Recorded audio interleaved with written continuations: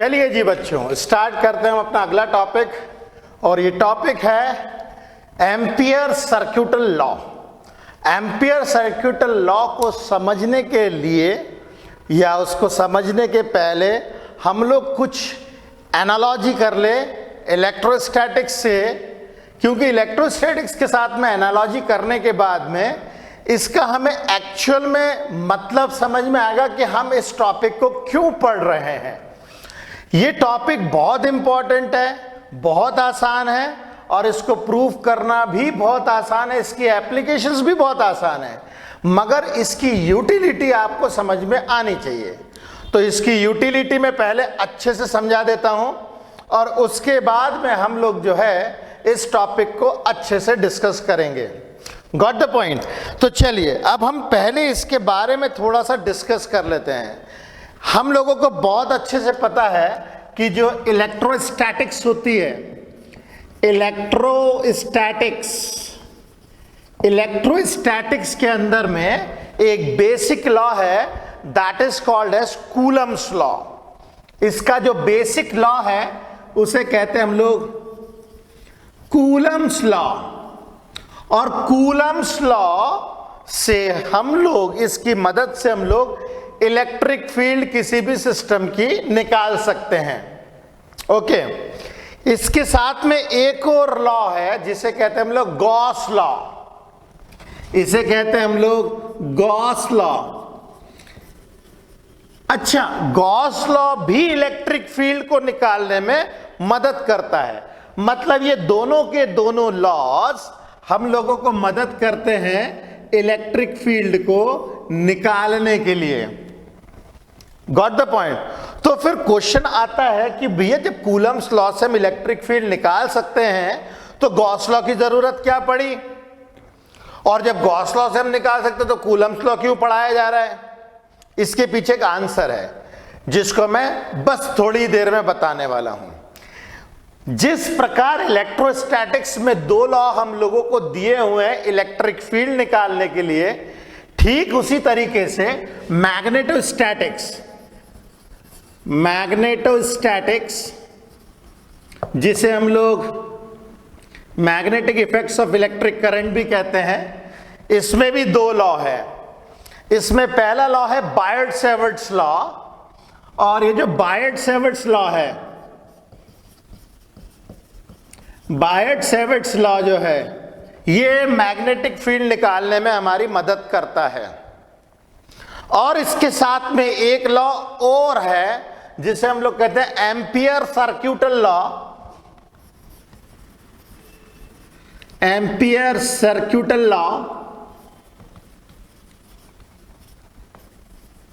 ये दोनों की मदद से हम लोग निकालते हैं मैग्नेटिक फील्ड। तो फिर वही क्वेश्चन आ गया कि जब बायर्ड-सेवर्ट्स लॉ हमारे पास ऑलरेडी है तो हमें एम्पियर सर्क्यूटल लॉ क्यों पढ़ाया जा रहा है भाई? करेक्ट?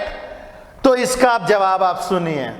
गॉस लॉ हो चाहे एम्पियर सर्क्यूटल लॉ है, ये दोनों के दोनों लॉस जहां पे थोड़ी बहुत भी सिमिट्री होती है, जहां पे थोड़ी बहुत भी सिमिट्री होती है वहां पे इलेक्ट्रिक फील्ड या मैग्नेटिक फील्ड निकालने के लिए आसान तरीका है। Got the point? दोनों से निकलेंगी मैग्नेटिक फील्ड, दोनों से निकलेंगी इलेक्ट्रिक फील्ड, नो प्रॉब्लम। मगर जहां पे थोड़ी बहुत सिमिट्री होती है वहां पे गॉस लॉ का लगाना आसान पड़ता है, इसकी बजाय कि हम उसमें कूलम्स लॉ लगाएं। ठीक उसी प्रकार जहां पे सिमिट्री है वहां पे एम्पियर सर्क्यूटल लॉ लगाओ, बायर्ड-सेवर्ट्स लॉ तो आपको रुला देगा बहुत बुरी तरीके से। मतलब डेरिवेशन दोनों से होंगे मगर इससे थोड़े से लेंदी डेरिवेशंस होते हैं। तो ये बेसिक डिफरेंस आपको समझ में आया? मैंने बेसिक डिफरेंस बताया ये कि गॉस लॉ हो चाहे एम्पियर सर्क्यूटल लॉ, ये आपको easy method of calculating field when there is symmetry. जहां पे सिमेट्री होगी, जहां पे सिमेट्री होगी, बेहतर है आप ये लॉ लगाएं। ये लॉ तो सारे, मतलब ये तो यूनिवर्सल लॉ है। इलेक्ट्रोस्टैटिक्स का बेसिक लॉ है Coulomb's law, no problem. Magnetostatics का बेसिक लॉ है Biot Savart's law, that is also no problem. मगर ये सबके सॉल्यूशन दे भी सकता है, इसमें भी कोई दिक्कत नहीं है, कोई डाउट नहीं है।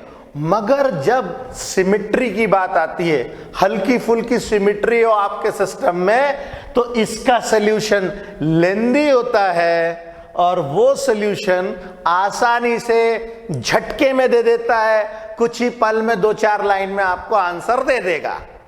बस इतनी सी बात है। तो आपको ये बेसिक डिफरेंस शायद से समझ में आया होगा।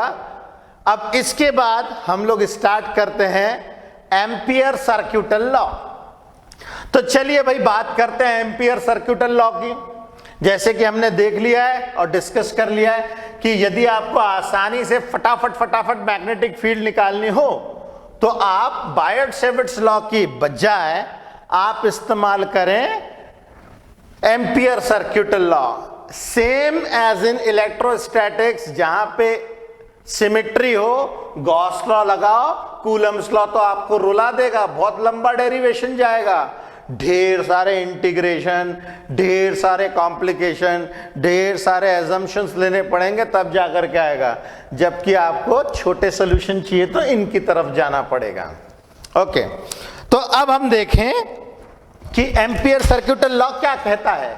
एम्पियर सर्क्यूटल लॉ का स्टेटमेंट मैं पहले पढ़ देता हूं। It states that the line integral of magnetic field B along a closed path is equal to mu naught times the total current I passing या threading through the closed path। अब ये सुनने में बड़ा कॉम्प्लिकेटेड लगता है कि भैया लाइन भी आ गया, इंटीग्रल भी आ गया। खास तौर पे बायो वाले बच्चे तो बहुत परेशान हो जाते हैं सुन के, जबकि ऐसी कोई कॉम्प्लेक्सिटी वाली बात नहीं है, बहुत आसान है। ठीक है, इसको मैं जब डायग्रामेटिकली समझाऊंगा तो आपको बहुत अच्छे से समझ में आएगा। मान लीजिए मेरे पास कोई इस तरीके से करंट कैरिंग कंडक्टर है, वो भी इनफाइनाइट साइज का, इनफाइनाइट साइज का करंट कैरिंग कंडक्टर है मेरे पास। इस तरीके से एक करंट कैरिंग कंडक्टर है इनफाइनाइट साइज का, और इसमें करंट पास हो रहा है आई का, इसमें करंट पास हो रहा है आई का।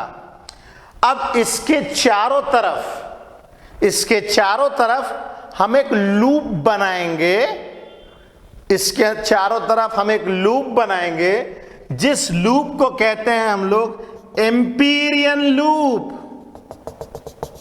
इसे कहते हैं हम लोग एम्पीरियन लूप। क्या कहते हैं? इसे कहते हैं हम लोग एम्पीरियन लूप। और ये एक्चुअल में जो एम्पीरियन लूप है वो अगर 3D के इसमें समझे तो कुछ इस तरीके से, ये एक फ्लैट सरफेस है। ठीक है, ये वायर जा रहा है जिसमें करंट है आई का, और इसमें मैंने एक ऐसा फ्लैट सरफेस बनाया है, और इस फ्लैट सरफेस के ऊपर मैंने एक लूप बनाया है। जबकि गॉसियन सरफेस होता था, गॉस थ्योरम में हम लोग ये एक 3 डायमेंशनल सरफेस बनाते थे, जिसे हम लोग गॉसियन सरफेस कहते थे। इसे हम लोग क्या कहते थे? गॉसियन सरफेस कहते थे। जबकि एम्पियर सर्क्यूटल लॉ के अंदर में हम लोग लूप बना रहे हैं, और ये 2 डायमेंशनल लूप होता है। इसे क्या कहते हैं हम लोग? एम्पीरियन लूप, एम्पीरियन लूप कहते हैं। तो ये मैंने बनाया एक एम्पीरियन लूप, एम्पीरियन लूप। अब इस एम्पीरियन लूप में, इस एम्पीरियन लूप में मैं एक छोटा सा सेगमेंट पकड़ता हूं। से मैंने ये वाला सेगमेंट पकड़ लिया, छोटा सा सेगमेंट। ठीक है। इसको हम लोग कह रहे हैं डीएल का सेगमेंट, इस छोटे से सेगमेंट को हम लोग कह रहे हैं डीएल का सेगमेंट। इस सेगमेंट को पकड़ करके यहां पे जितनी भी मैग्नेटिक फील्ड है इसको आप ले लो, और इसी प्रकार सारे के सारे, ये एक छोटा सा डीएल, फिर ये डीएल, फिर ये डीएल, फिर ये डीएल, इस तरीके से ढेर सारे डीएल सेगमेंट्स लेते जाओ और सबके साथ में उसके मैग्नेटिक फील्ड मल्टीप्लाई करते जाओ। जैसे जैसे हम लोग यहाँ पे डीएल सेगमेंट लेते जाएंगे, यहाँ पे कुछ ना कुछ मैग्नेटिक फील्ड होगी, फिर अगला डीएल सेगमेंट लेंगे, फिर अगला डीएल सेगमेंट लेंगे, फिर अगला डीएल सेगमेंट लेंगे, और इस तरीके से सारे डीएल सेगमेंट लेते जाएंगे और हम लोग इंटीग्रल करेंगे उसका मैग्नेटिक फील्ड के साथ में। मतलब कैसे? Line integral of B dot dl, dl का इंटीग्रेशन होगा बी के साथ में, that is called as line integral of magnetic field. Line integral of magnetic field हम लोग लेते चलेंगे।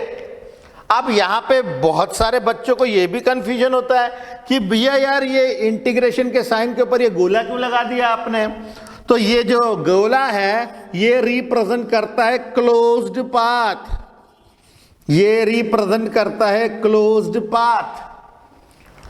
तो जब हम लोग लाइन इंटीग्रल लेंगे of magnetic field B along a closed path, ये हमें किसके बराबर मिलेगा? Mu naught times the total current I passing या threading through the closed path. This will be equal to mu naught times total current passing through the closed path. ये है हमारा ampere circuital law. इसको mathematically कुछ इस तरीके से लिख सकते हैं। मैथमेटिकली कुछ हम लोग इस तरीके से लिख सकते हैं। ओके, जिस तरीके से गॉस लॉ का इनिशियली हम लोग जो है मतलब प्रूफ नहीं देते थे, डायरेक्ट स्टेटमेंट देते थे, वैसे ही हम इसका स्टेटमेंट दे रहे हैं। फिर हम इसको प्रूफ भी करेंगे डेफिनेटली। जैसे हमने गॉस थ्योरम भी प्रूफ किए हाईली सिमेट्रिकल सरफेस के लिए, जिसमें हमने गॉसियन सरफेस माना था, एक स्फीयर, उसके सेंटर के ऊपर रखा था हमने चार्ज, उससे फील्ड लाइन जैसे बाहर निकल रही थी, तो वो एक सिमेट्रिक सिस्टम था। वैसी ऐसे सिमेट्रिक सिस्टम के लिए हम एम्पियर सर्क्यूटल लॉ भी प्रूफ करेंगे। That is not the issue, वो तो हम प्रूफ करेंगे, मगर इनिशियली स्टेटमेंट आपको याद करना पड़ेगा। कैसे याद करेंगे? Line integral of magnetic field along a closed path is equal to mu naught times total current passing through that closed path. Okay, अच्छा जी, अब इसके अंदर में ये भी क्वेश्चन पूछा जा सकता है कि भाई अगर करंट एक से ज्यादा हो तो हम क्या करेंगे? जैसे मान लीजिए कि मैंने यहाँ पे जो है जो एम्पीरियन लूप लिया वो सर्कुलर लिया है, सर्कुलर नहीं लेंगे तो क्या होगा? तो हम गॉस थ्योरम पे चलते हैं। गॉस थ्योरम में हम लोगों को बताया गया है कि यदि कोई चार्ज है, अब इस चार्ज के चारों तरफ, इस चार्ज के चारों तरफ आप गॉसियन सरफेस कैसा भी बनाइए, ये गॉसियन सरफेस आप अगर क्यूबॉइड शेप का बनाते हैं तो भी कोई दिक्कत नहीं है, इसके चारों तरफ गॉसियन सरफेस आप स्फेरिकल बनाते हैं तो भी कोई दिक्कत नहीं है। गॉसियन सरफेस आप कैसा बना रहे हो इससे हमें कोई लेना देना नहीं है। हम लोगों के पास में जो गॉस थ्योरम थी, E dot D S is equal to charge upon epsilon naught. इसमें इस गॉसियन सरफेस से हमें कोई लेना देना नहीं होता था, केवल चार्ज से लेना देना होता था। ओके, तो किसी भी क्लोज्ड सरफेस से कितना फ्लक्स बाहर निकलेगा that is equal to charge upon epsilon naught. ये हम लोगों को बताया जाता था। ठीक यहां पे ये एम्पीरियन लूप आप किसी भी शेप का बना सकते हैं, किसी भी शेप का बना सकते हैं। मान लीजिए मैंने एक एम्पीरियन लूप कुछ इस तरीके का लिया है, आड़ा टेढ़ा बना देता हूं थोड़ा सा, मैं इस तरीके का एम्पीरियन लूप ले लिया है और इसमें करंट कुछ इस तरीके से जा रहा है, कि ये करंट जा रहा है हमारा से 7 एम्पियर और ये करंट जा रहा है हमारे पास में से 5 एम्पियर और से ये करंट जा रहा है हमारे पास में 1 एम्पियर और कुछ इस तरीके से एक से अधिक वायर से अगर हमारे पास में, तो हम लोग नेट करंट लेंगे, मतलब 7 ampere plus 1 ampere that is 8 ampere. 8 ampere में से 5 एम्पियर निकाल देंगे तो इसमें कितना बचेगा 3 एम्पियर। तो इसके अंदर में जो टोटल करंट लिया जाएगा, वो जो टोटल करंट लेंगे हम लोग 7 plus 1 minus 5 that is 3 ampere लिया जाएगा ऊपर की डायरेक्शन में, कुछ इस तरीके से। सिमिलरली गॉस थ्योरम में भी था। गॉस थ्योरम में हम लोग क्या करते थे, मान लो ढेर सारे चार्जेस हैं, बस वो चार्जेस गॉसियन सरफेस पे नहीं होने चाहिए, तो यहां पे भी वही है, यहां पे कोई भी करंट जो है उस लूप से पास नहीं होना चाहिए। ओके, तो यहां पे अगर मान लीजिए मल्टीपल चार्जेस है Q1, Q2, Q3, Q4, तो हम लोग नेट चार्ज लेते थे Q1 plus Q2 plus Q3 plus Q4 sign के साथ में, कुछ इस तरीके से। तो ये 100% एनालॉजी है इलेक्ट्रोस्टैटिक्स और मैग्नेटोस्टैटिक्स के अंदर। ओके, तो ये तो हो गया बेसिक एम्पियर सर्क्यूटल लॉ। अब इसके ऊपर बेस्ड हम कुछ एप्लीकेशंस देखेंगे और साथ में हम लोग एम्पियर सर्क्यूटल लॉ का प्रूफ भी देखेंगे। ओके, चलिए जल्दी जल्दी कीजिए।